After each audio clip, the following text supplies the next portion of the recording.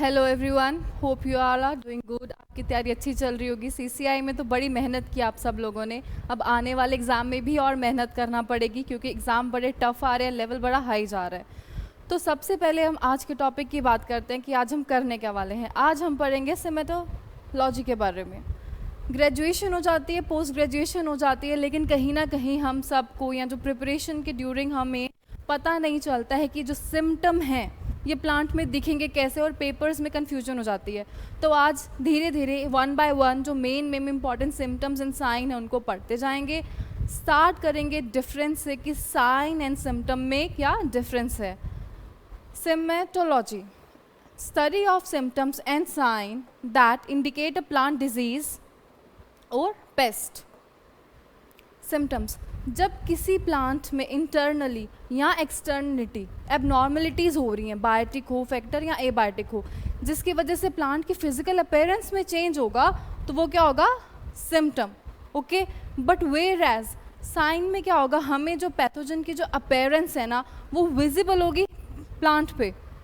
Pathogen की जो appearance है ना वो विजिबल होगी प्लांट पे।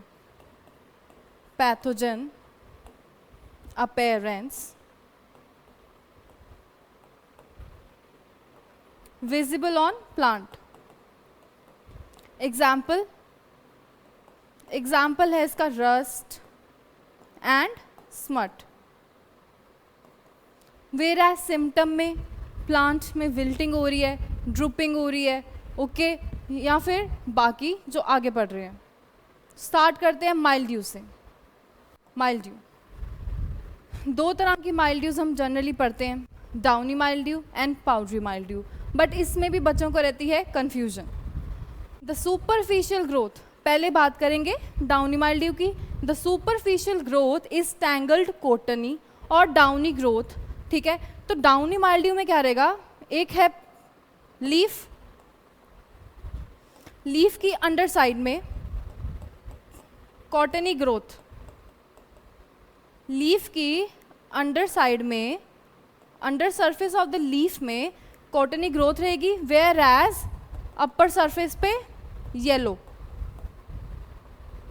ओके, वाइट है, डाउनी में भी वाइट है, वेयर एज पाउडरी में भी वाइट है, लेकिन डाउनी में क्या पढ़ेंगे? कॉटनी, वेयर एज पाउडरी में क्या पढ़ेंगे? पाउडर या डस्टी। तो ये दो वर्ड्स है जहाँ से आप डिफाइन कर सकते हो। वाइट तो है लेकिन डिफरेंस क्या है? डाउनी मिल्ड्यू, पाउडरी मिल्ड्यू में क्या होगा? एक लीफ है, ओके, लीफ की अपर सरफेस पे वाइट कलर का पाउडर प्रेजेंट है, और नीचे जहाँ पर पाउडरी मिल्ड्यू का अटैक हो रखा होगा ना प्लांट्स पे, वहीं पे आप देखना एक लीफ है, जब आप उसको उल्टा के अंडर साइड में देखोगे तो वहाँ पे माइट की ग्रोथ भी होती है, क्योंकि जो माइट है ना वो उस फंगस को खा रहा है। तो जहाँ जहाँ पाउडरी मिल्ड्यू का अटैक होगा वहाँ वहाँ चांसेस होते हैं कि माइट भी प्रेजेंट होगा। अब इसका कंट्रोल कैसे करेंगे? पाउडरी मिल्ड्यू का, पाउडरी मिल्ड्यू को कंट्रोल करने के लिए यूज़ करते हैं सल्फर डस्ट। याद करना, डस्ट है, डस्टी अपीयरेंस है पाउडरी मिल्ड्यू में, तो यूज़ क्या करेंगे? Sulphur dust. एक एक्सेप्शन है। एक्सेप्शन क्या है? जब टेम्परेचर ज़्यादा है तो क्यूकोबिट्स में पाउडरी मिल्ड्यू के कंट्रोल के लिए सल्फर डस्ट को यूज़ नहीं करेंगे, यूज़ करेंगे कैरेथिन को। तो एग्ज़ाम में क्वेश्चन ऐसा भी बन जाएगा कि हाई टेम्परेचर में जब पाउडरी मिल्ड्यू आ रखी है क्यूकोबिट्स में तो कौन सा यूज़ करेंगे? ऑप्शन ए सल्फर डस्ट, वहीं गलत। Option B Karathane. You all go with Karathane. Rust, जब फंगस की क्लासिफिकेशन करेंगे उसके ऑर्डर में, उसके फाइलम में, तो एक फाइलम हम पढ़ेंगे बेसिडियोमाइकोटा। बेसिडियोमाइकोटा में दो तरह की फंगस आएंगी, एक रस्ट फंजाई और एक स्मट फंजाई। ऑर्डर लिख लो, बेसिडियोमाइकोटा। बेसिडियोमाइकोटा में दो तरह की फंगस आएंगी।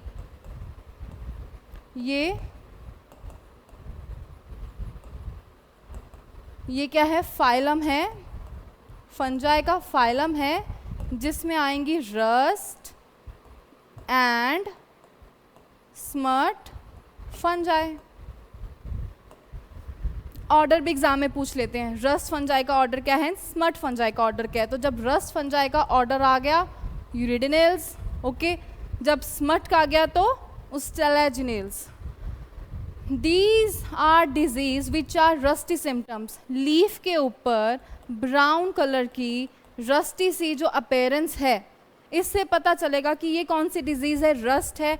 अब रस्ट भी डिफरेंट, क्योंकि इसके जो पस्ट्यूल्स हैं ना, ये डिफरेंट डिफरेंट कलर्स के प्रेजेंट होंगे, जिनकी वजह से रस्ट का जो कलर होगा ना वो डिफरेंट डिफरेंट होगा, red, brown, black in colour. ठीक है, example black, orange, yellow rust of wheat, pearl millet rust, linseed rust, etcetera. Most of the rust are heteroecious in nature. ठीक है, लेकिन इनमें से ये जो एग्जाम्पल हैं, इनमें से कोई एक रस्ट है जो ऑटोशियस इन नेचर है, जिनको अपने लाइफ साइकिल कंप्लीट करने के लिए सिर्फ एक ही होस्ट चाहिए, तो वो कौन सी होगी?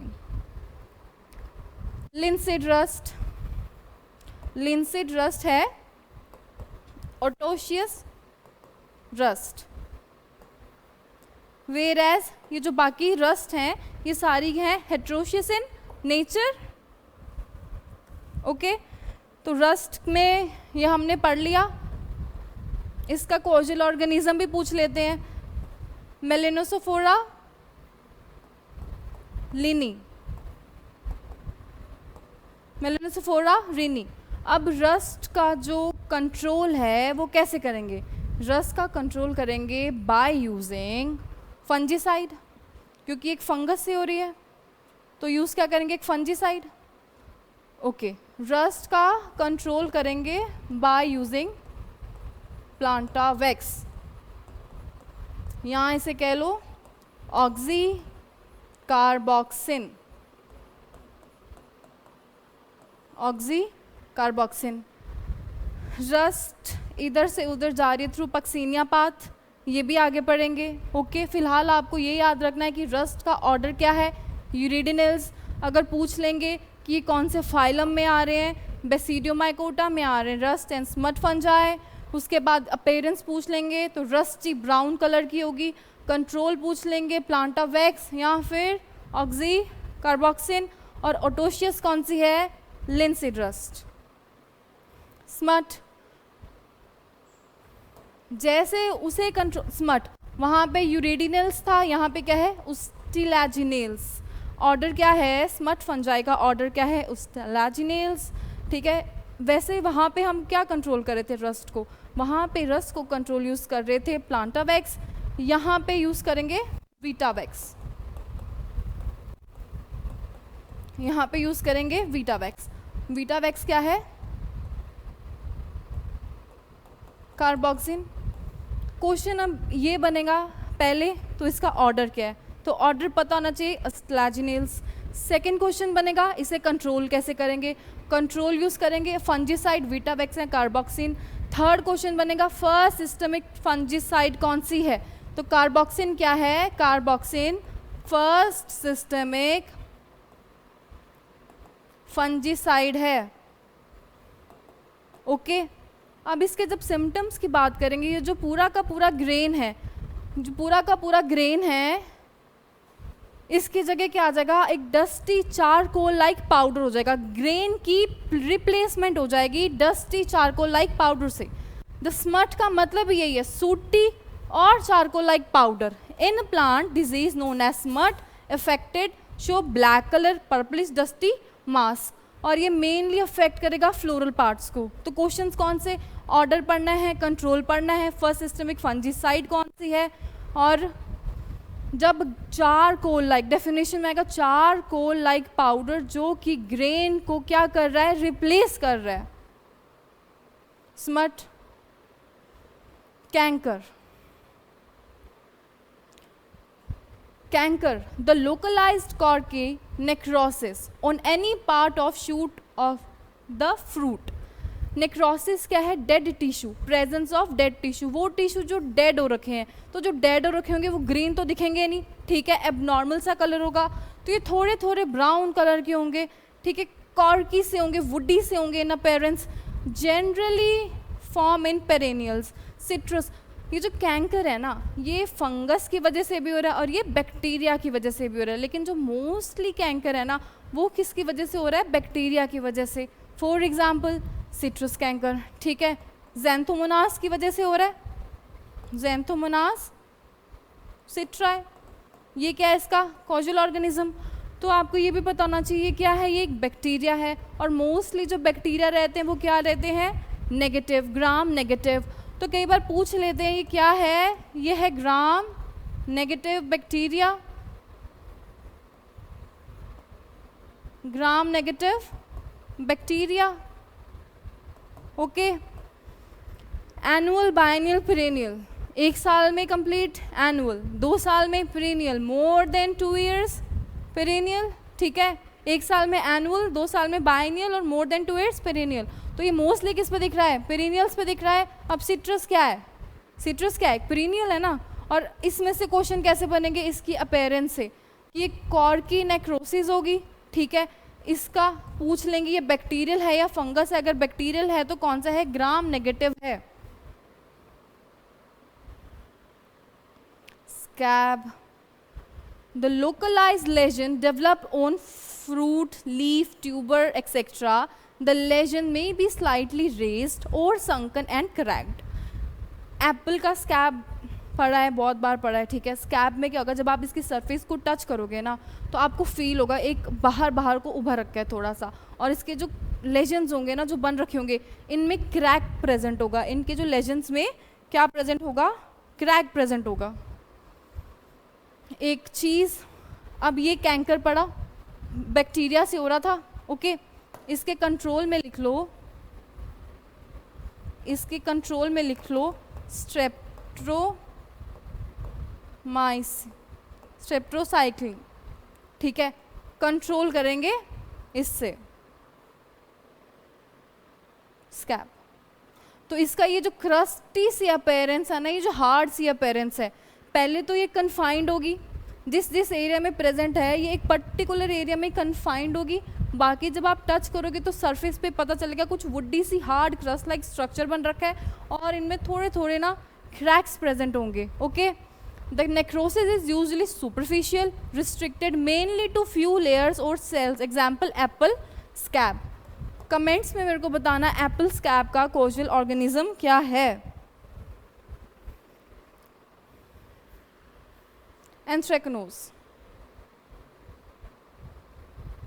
एंथ्रेक्नोज में क्या है, अल्सर लाइक नेक्रोटिक। ये सारे नेक्रोसिस वगैरह हो रही हैं, हर जगह नेक्रोसिस हो रही है, क्योंकि हमें क्या पता है, ये पता है कि जब भी एक एबनॉर्मलिटी आएगी प्लांट में, ठीक है, सबसे पहले इफेक्ट होगा उसका क्लोरोफिल, सबसे पहले इफेक्ट होगा उसमें कलर। नेक्रोसिस में क्या है, उसका जो टिश्यू हो रहा होगा ना वो डेड हो जाएगा, उसके वजह से उसमें ग्रीन पिगमेंट तो रहेगा नहीं। तो ये जो नेक्रोसिस है ये सभी में कहीं ना कहीं कॉमन सिम्टम है और ये सारे डिफरेंट टाइप्स ऑफ नेक्रोसिस हैं। तो एंथ्रेक्नोज में क्या है, ये मोस्टली चिलीज में दिखता है, ठीक है, सबसे ज़्यादा वाइडली इसकी प्रॉब्लम आती है चिलीज में। इसमें अल्सर्स बनेंगे, ulcers like lesions, ulcer like necrotic and sunken lesions on stem, leaf, fruit and flower. तो एंथ्रेक्नोज एंड चिली। देखो इसके जो मार्जिन होंगे ना, मार्जिन, इसके जो मार्जिन होंगे वो कई बार एंथ्रेक्नोज में कलरफुल मार्जिन रहेंगे, पर्पल कलर का, वॉयलेट कलर का मार्जिन में ना एक पिगमेंट सा बन रखा होगा, उससे आप आइडेंटिफाई कर पाओगे कि ये क्या है, एंथ्रेक्नोज है। गॉल फॉर्मेशन, गॉल फॉर्मेशन क्या है, एक नोट सा बन जाएगा, प्लांट्स की रूट में एक नोट सा बन जाएगा। यूजुअली जब नीमाटोड की हम स्टडी करते हैं या जब सिम्टम्स की स्टडी करते हैं जो हो रहे हैं नीमाटोड्स की वजह से, तो ये देखने को मिलता है गॉल। तो गॉल क्या है, रूट में नोट से बन रखे हैं, ओके, दिखेंगे यहाँ पे आपको, नोट से बन रखे हैं। अब प्लांट का जो मेन फंक्शन है वो क्या है, वाटर को अपटेक करना। प्लांट वाटर अपटेक कहाँ से करेगा, प्लांट करता है बाय यूजिंग रूट्स। अब जब रूट्स से अब नॉर्मल है तो वो इजीली वाटर अपटेक नहीं कर पाएगा। यहाँ पे क्या होगा, जाइलम की ना ब्लॉकेज हो जाएगी, जो जाइलम है ना वो इजीली वर्क नहीं करेगा, प्लांट अपटेक नहीं होगा। तो जब रूट्स की बात करेंगे ना, रूट्स जब बात करेंगे रूट्स की, तो रूट्स में तो हमको दिखेगा नोड्यूल फॉर्मेशन, रूट्स में ऐसे ट्यूमर सा बन रखा है, ठीक है, नॉट से बन रखे हैं। और जब बात करेंगे प्लांट की, तो प्लांट होगा विल्टेड, ठीक है, प्लांट विल्टिंग होगा, ड्रूप्ड होगा।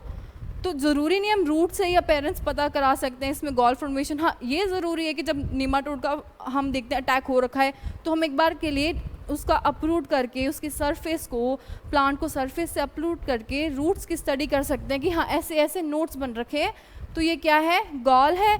निमाटोड्स के अटैक का रिजल्ट होता है गॉल, ठीक है, और भी बहुत सारे इसके कई हो सकते हैं फैक्टर्स। तो रूट में तो क्या होगा, रूट में तो नोट बन जाएंगे जिसकी वजह से इजीली प्लांट वाटर अपटेक नहीं कर पाएगा, जाइलम अच्छे से फंक्शन नहीं होगा, तो प्लांट में क्या हो जाएगी, विल्टिंग हो जाएगी, ठीक है। तो डिफाइन क्या कर रखा है, ट्यूमर फॉर्म्ड बाय हाइपरप्लेशिया। अब दो टर्म्स आएंगी, हाइपरप्लेशिया एंड हाइपरट्रॉफी। एक तो आ गई हाइपरप्लेशिया और एक आती है हाइपरट्रॉफी। ओके, तो ट्यूमर क्या होता है कि एबनॉर्मल इंक्रीज इन साइज। तो एबनॉर्मल इंक्रीज तो दो रीजन से हो जाएगा ना, कैसे होगा, या तो नंबर ऑफ सेल्स इंक्रीज हो जाएंगे, या फिर एक जो सिंगल सेल है ना उसका साइज इंक्रीज हो जाएगा। तो जब नंबर ऑफ सेल्स इंक्रीज हो रहे हैं ना तो उसे कहेंगे हाइपरप्लेशिया। यहाँ पे क्या होगा, नंबर ऑफ सेल्स इंक्रीज हो जाएंगे, किसके लिए, गॉल फॉर्मेशन के लिए। हाइपरट्रॉफी में क्या है, increase in size of cell. Okay, hypertrophy, hyperplasia, ये दो टर्म्स हैं। नंबर ऑफ सेल इंक्रीज हो जाएंगे और एक में क्या होगा, सेल का जो साइज इंक्रीज हो जाएगा, एनलार्जमेंट हो जाएगी प्लांट में। Example, club root of cabbage, wart disease of potato, stem gall and coriander. Wart disease of potato का भी कॉजुअल ऑर्गेनिज्म आप बताएंगे क्योंकि ये बहुत ही इजी एंड कॉमन है पोटैटो में आने वाली डिजीज। फाइलॉडी,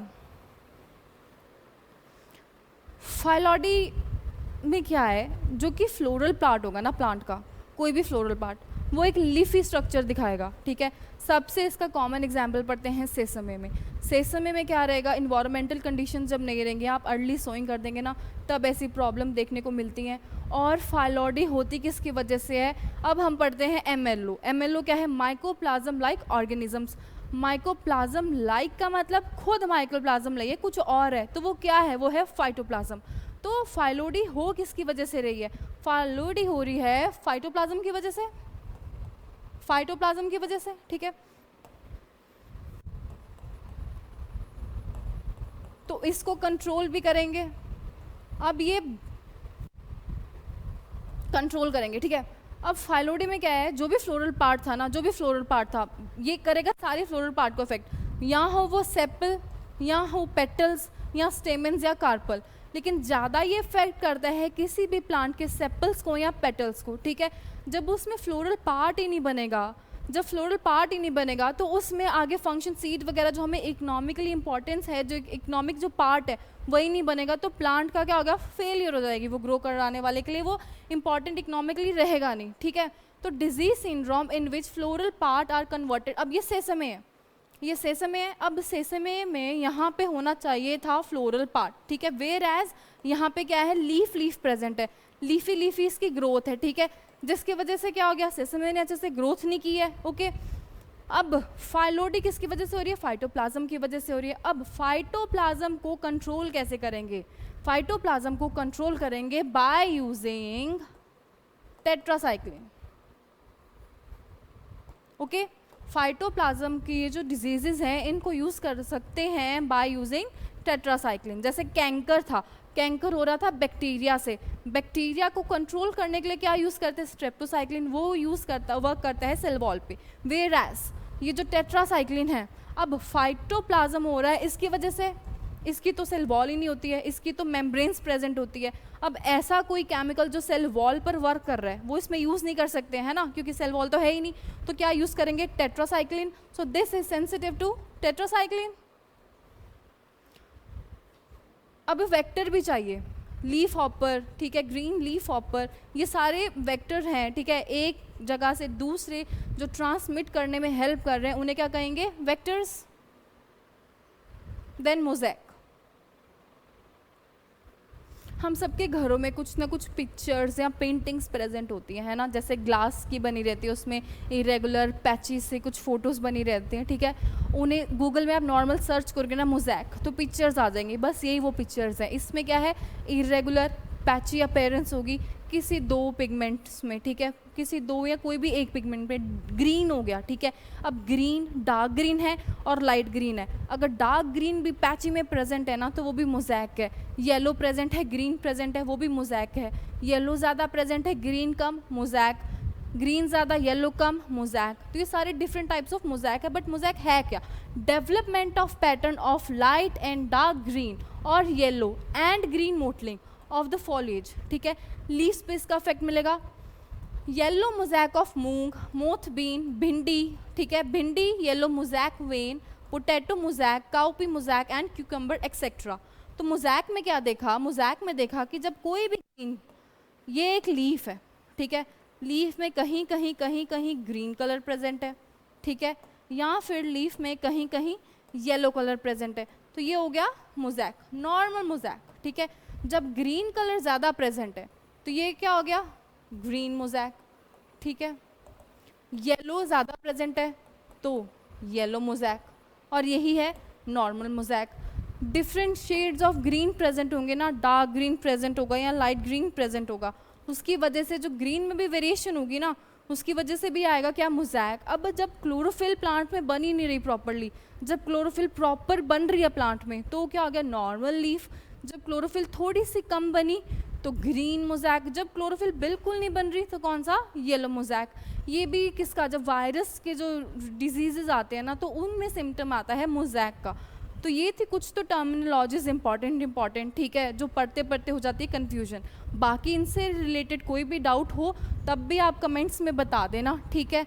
यही था आज का सेशन। थैंक यू, होप आपको समझ आ रखी हो। ऑल द बेस्ट आपके आने वाले एग्ज़ाम्स के लिए।